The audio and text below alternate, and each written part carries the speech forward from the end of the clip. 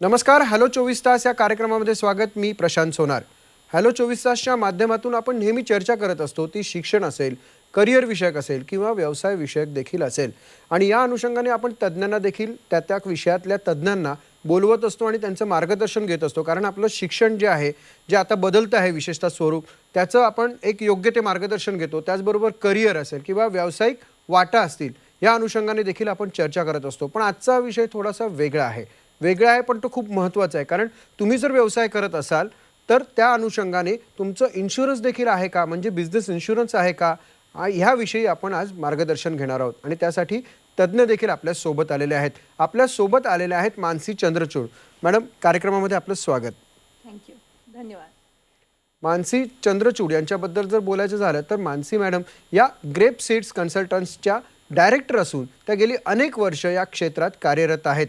Grape seed consultants ही company investment finance consultancy या क्षेत्रात कार्यरत आहे. मानसी यांना investment banking, fintech banking, insurance, mutual funds, equity, bonds या क्षेत्रांचा अनेक वर्षांचा अनुभव देखील आहे.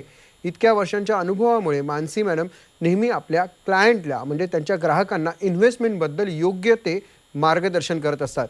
तसंच मार्केटमध्ये होणाऱ्या चढ उतारांचा योग्य तो अभ्यास करून त्या क्लायंटला गुंतवणूक कुठे आणि कशी करावी, कधी करावी याबद्दल योग्य ते मार्गदर्शन करत असतात. मानसी यांचं एकच उद्दिष्ट आहे की क्लायंटने आपल्यावर दाखवलेला विश्वास सार्थ नेणं आणि त्यांच्या या पैशाचं योग्य तिथे गुंतवणूक करून क्लायंटला जास्तीत जास्त प्रॉफिट कसा होईल यावर ते नेहमी भर देतात. आणि आजचा आपला हाच भर विशेषतः बिझनेस करणाऱ्यांसाठी आहे.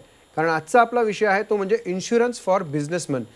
तुम्हाला या विषयावरनं कळालंच असेल की आपण कशा संदर्भात बोलत आहोत. कारण तुम्ही देखील बिझनेस जर करत असाल मग तो किती व्यापक आहे, मग बिझनेस तुम्ही इन्शुरन्स घेतलेला आहे का, आणि जर तो घेतलेला नसेल तर तो घेणं का आवश्यक आहे, यासारख्या विषयांवरती आज आपण मॅडमचं मार्गदर्शन घेणार आहोत. आणि त्यासाठी मी तुमच्या वतीने हे काही प्रश्न विचारणार आहे. मॅडम, मला सांगा, साधारणतः आपण इन्शुरन्सचे कोणते प्रकार पाहतो आणि बिझनेस करणाऱ्या व्यक्तीला इन्शुरन्स घेणं किती गरजेचं असतं?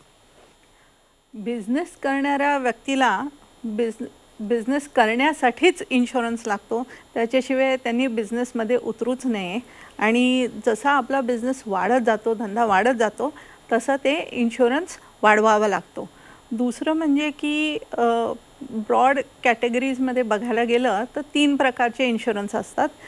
बिझनेसमॅनसाठी कीमॅन म्हणून लाईफ इन्शुरन्स असतो, ज्याची खूप गरज असते त्यांना आणि त्यांच्या पार्टनर्ससाठी. दुसरं आहे ते आहे मेडिकल इन्शुरन्स. आपण आणि आपल्या आजूबाजू जे कोण काम करतात, कामगार असतात, त्यांच्यासाठी मेडिकल इन्शुरन्स खूप गरज असतो. कारण काय, मेडिकल इमर्जन्सी जेव्हा येते आपल्या आयुष्यात आणि त्याचा इन्शुरन्स नसेल तर ती आपल्याला पूर्णपणे फायनान्शियली वाईपआउट करू शकते. पूर्ण वाटच लागते लोकांची हॉस्पिटलची बिलं भरता. तिसरं म्हणजे जनरल इन्शुरन्सची जी कॅटेगरी आहे त्यात बरेच इन्शुरन्स असतात. तुमचा बिझनेस कोणचा आहे त्याच्यावरती ठरतं की कोणता इन्शुरन्स घेतला पाहिजे. बरोबर. पण बिझनेस इन्शुरन्सचा वेल्थ मॅनेजमेंटशी देखील संबंध असतो. तो कशा पद्धतीने असतो, काय असतो? सो बिझनेस इन्शुरन्सचा वेल्थ मॅनेजमेंटशी असा संबंध आहे की साधारणतः आपल्या देशात 62% लोक ज्यांना नोकऱ्या मिळतात त्या MSME सेक्टरमध्ये मिळतात. आणि ह्या ज्या आहेत नोकऱ्या सो आपल्याला तो जो MSME बिझनेस ओनर आहे त्याला आपल्याला वाचवायचं आहे. आणि हा जो माणूस आहे त्याच्यासाठी वेल्थ मॅनेजमेंट ज्या कंपनीज असतात त्या इन्शुरन्स त्यांच्यासाठी कोणता जो अप्रोप्रिएट आहे ते सांगून देतात. बरोबर.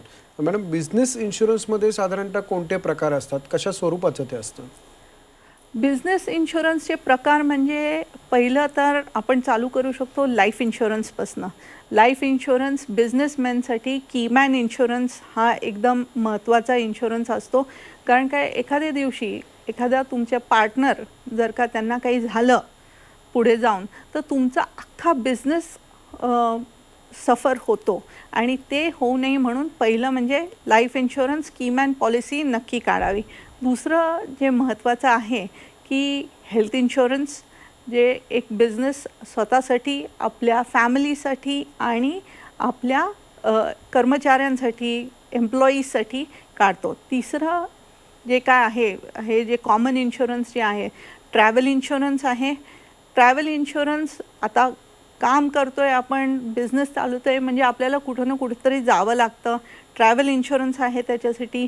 नंतर आपण बिझनेस करतो तेव्हा आपण बिझनेस चालवण्यासाठी आपल्यासाठी काहीतरी व्हेकल्स आणतो, आपण 2 व्हीलर घेतो, 4 व्हीलर घेतो, तर त्याच्यासाठी इन्शुरन्स लागतो.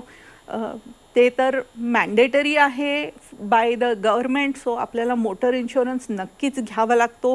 नंतर बरेच वेळा बर्गलरी इन्शुरन्स, फायर इन्शुरन्स. आता काही माल एका ठिकाणापासून दुसऱ्या ठिकाणी जायला पाहिजे आपला माल, तर तेव्हा ती माल जाताना लोडिंग, अनलोडिंग आणि ट्रॅव्हल याच्यात माल जाताना आपण त्याच्यासाठी मरीन इन्शुरन्सची पॉलिसी घ्यावी लागते. नंतर there are some policies which are जास्ती कॉमन अशा नाही आहेत, तर त्यातले मी तुम्हाला 1-2 एक्झाम्पल देते की errors and omission insurance. So आता आमचे एक क्लायंट आहेत, जे त्यांचं एक मोठं बुटीक आहे आणि त्यांच्याकडे साधारणतः त्या बुटीकमध्ये एक 25 कामगार आहेत, जे आर्टिसन्स, जे स्टिचिंगचं काम करतात. आणि आता असं बरेच वेळा होतं की लग्न कार्य घरी असतं आणि तेव्हा आपण एक खूप महागाचे लेंगा, साड्या असं घेऊन येतो आणि तेव्हा त्याच्या स्टिचिंगमध्ये, लेंगाच्या स्टिचिंगमध्ये, ब्लाऊजच्या स्टिचिंगमध्ये, आता जेव्हा आपण 2-5 लाखाच्या साड्या घेऊन येतो तेव्हा हे तर शक्य नाही आहे की त्याची काहीतरी चूक झाली कामगाराकडनं, तर तो कामगार काही आपल्याला 2-5 लाख रुपये देऊ शकत नाही. पण एखादी चूक झालीच तर हे बुटीकवाले जे लोक आहेत ते आपल्याला आपले पैसे तेवढे परत देऊ शकतात. So errors and omission insurance आहे, वर्कमेन्स कॉम्पन्सेशन आहे, असे बरेच इन्शुरन्सेस. सो 25पेक्षा जास्ती इन्शुरन्सचे प्रकार आहेत which a businessman can use स्वतःसाठी. आता बरेच लोक, आता आपण जेव्हा काहीही काम करतो, सगळ्यांकडे लॅपटॉप्स आहेत, सगळ्यांकडे डेस्कटॉप आहेत, सगळ्यांकडे ईमेल्स आहेत. सो सायबर इन्शुरन्स हा एक नवीन प्रकार आहे इन्शुरन्सचा जो आलेला आहे आणि this helps everybody saving their data जो असतो आपला, ईमेल्स, फिशिंग कधी कधी होतं. हे मोठ्या मोठ्या बँकांबरोबर सुद्धा झालेलं आहे की काही फिशिंग ईमेल्स एम्प्लॉईनी क्लिक केला आणि त्यांचा पूर्ण डेटा गेला आहे किंवा पैसे गेलेले आहेत निघून अकाउंटमधनं. सो त्याच्यासाठी सुद्धा इन्शुरन्स असतो. म्हणजे खरं तर तुम्ही खूप महत्त्वाची माहिती देताय. म्हणजे 25 एक इन्शुरन्स जर असतील तर त्याच्या संदर्भात माहिती घेऊन अभ्यास करणं महत्त्वाचं असतं. मात्र हा सर्वसाधारणपणे सामान्यांना किंवा बिझनेसमॅन लोकांना तेवढा वेळ नाही आहे, तर तुमच्यासारख्या तज्ज्ञांकडनंच हे मार्गदर्शन घेणं आवश्यक आहे. आणि तुम्हाला जर या संदर्भात अधिक प्रश्न जर असतील तर तुम्ही जे नंबर स्क्रीनवर दिसत आहेत तुमच्या, तर त्या स्क्रीनवरच्या नंबर्स डायल करा किंवा वेगवेगळ्या सोशल मीडिया हँडलर्स आहेत त्या संदर्भात तुम्ही तिथे चौकशी करू शकता, तुमचे प्रश्न जाणून घेऊ शकता.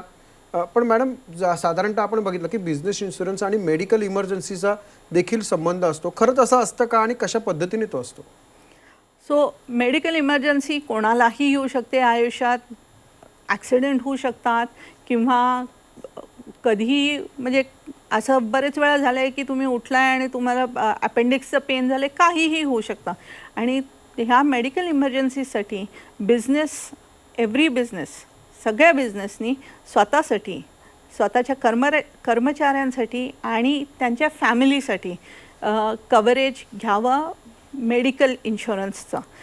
कारण काय, फक्त कर्मचारी नाही, आपल्या घरातसुद्धा जर का कोणाला इमर्जन्सी झाली मेडिकलची, तर ती इमर्जन्सी आपण त्यातसुद्धा कोणाचं तरी काय म्हणतात त्याला, सगळे पैसे जातात हॉस्पिटलची बिलं भरताना.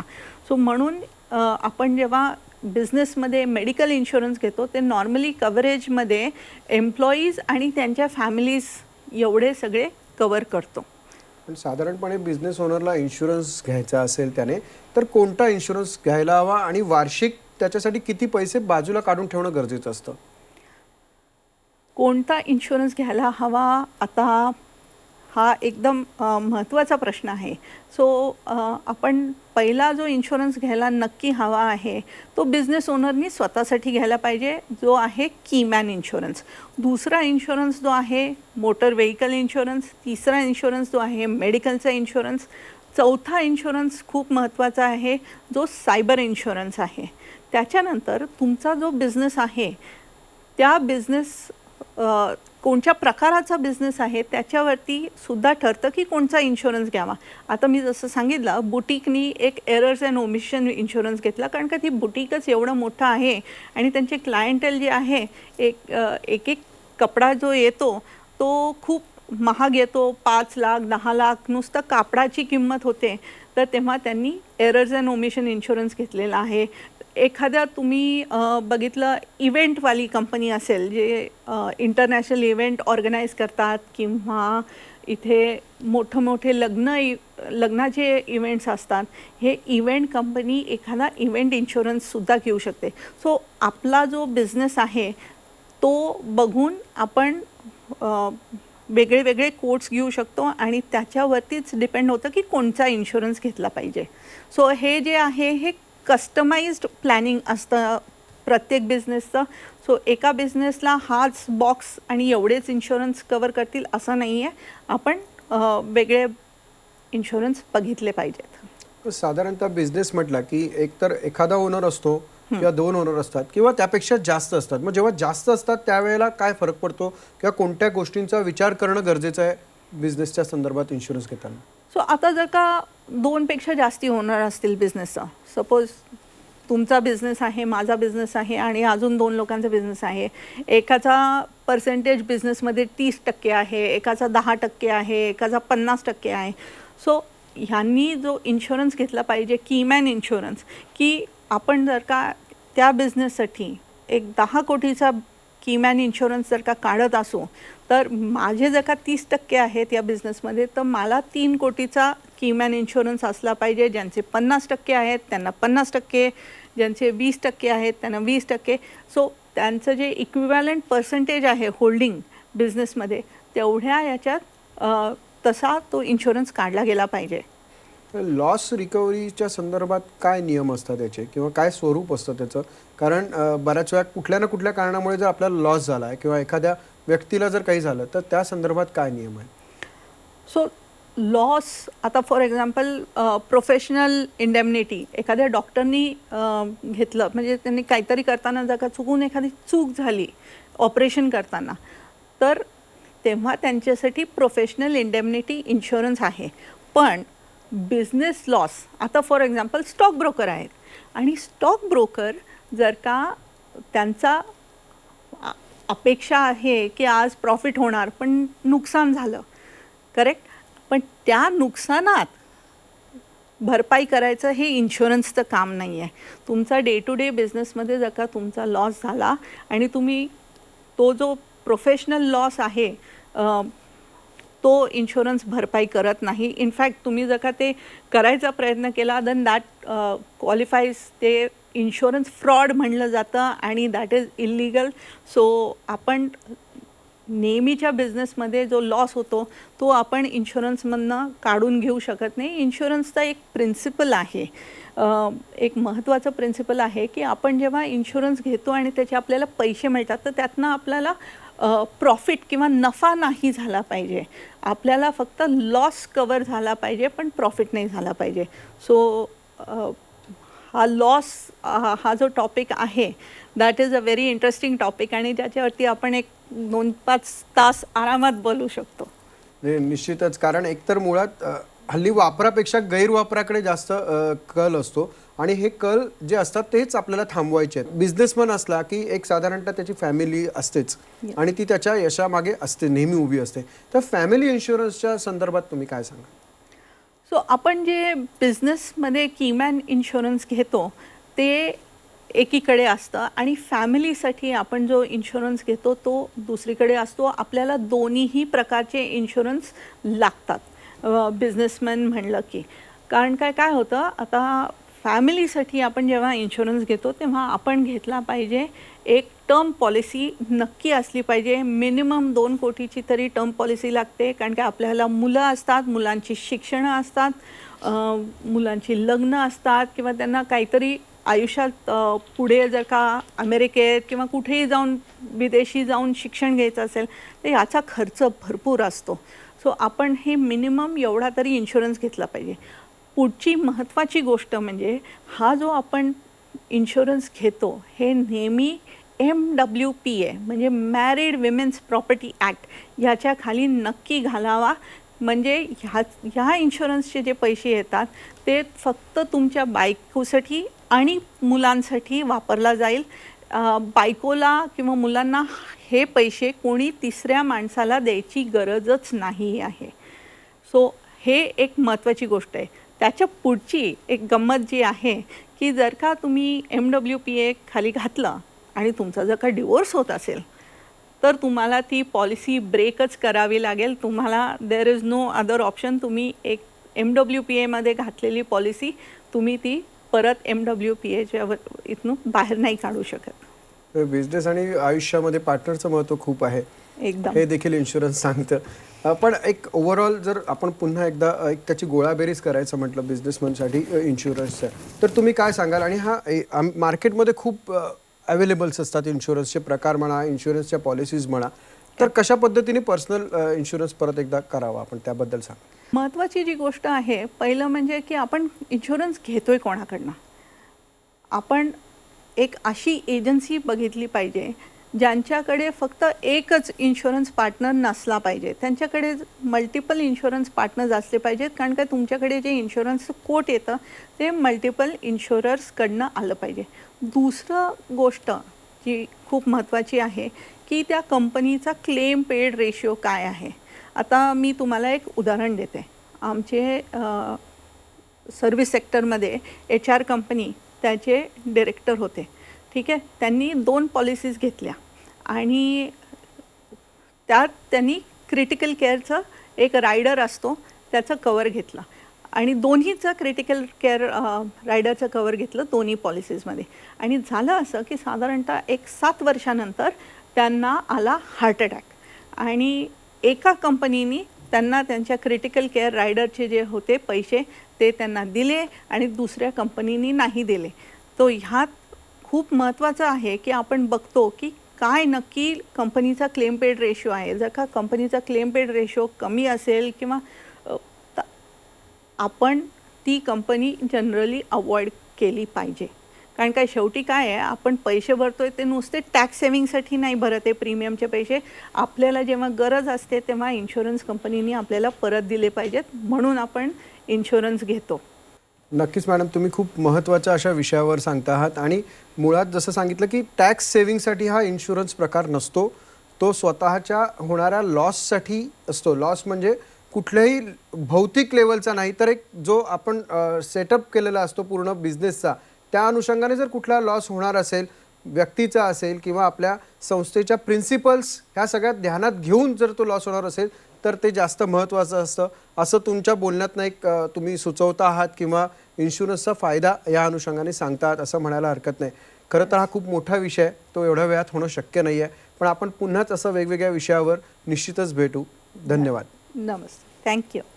तर प्रेक्षक हो, तुम्हाला देखील हा इन्शुरन्स विषय कळायला सुरुवात झाली असेल किंवा कळत असेल तर त्यातले अगदी बारकावे देखील तुमच्या जर लक्षात आणून घ्यायचे असतील, जाणून घ्यायचे असतील तर तुम्ही स्क्रीनवर दिसत असलेल्या मोबाईल नंबरवरती संपर्क साधून देखील याविषयी अधिक माहिती घेऊ शकता. तूर्तास हॅलो 24 तासमध्ये इतकंच. धन्यवाद.